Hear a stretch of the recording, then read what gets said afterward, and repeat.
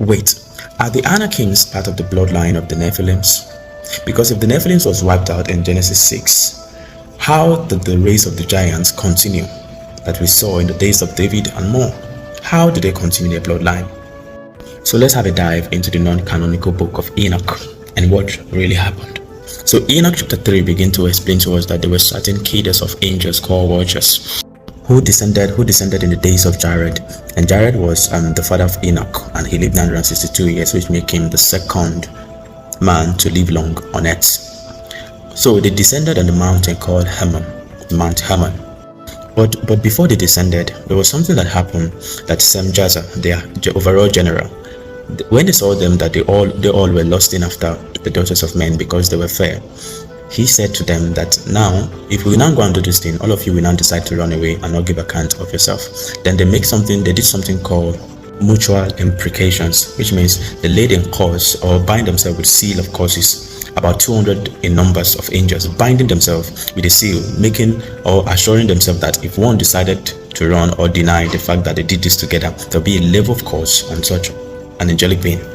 So after having this agreement, they descended on Mount Hermon together. And the name of the leaders are, so we have Samlazaz, we have Arakilba, we have Ramil, we have Tamlel, we have Batariel, and we have Ananel, and lots more of them. And these were the chief of tens, so they grouped themselves in tens, leaders, and these were the leader.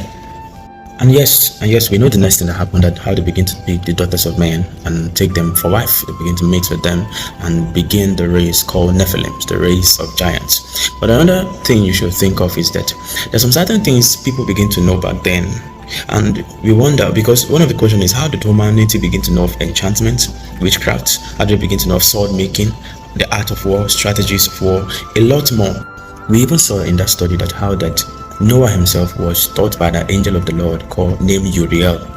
It was Uriel who taught him how to build the ark. But before then, it was Semjaza, means the general or the leader of the angels, benign Elohim, the sons of God, that came, begins to taught humanity what we call enchantment, the art of sorcery, witchcraft. And also Azazel taught mankind how to make swords, knives, instruments of war, the tools, strategy, and all of this. So Barakija taught astrology to mankind, while Kokabel taught humanity constellation of stars, how to read stars. So Ezekiel taught the knowledge of the clouds, while Arakel taught the science of the earth. Sheol taught the manipulation of the sun, while Sariel taught the course of the moon. So after the angelic host taught humanity what they taught them, enchantment, astrology,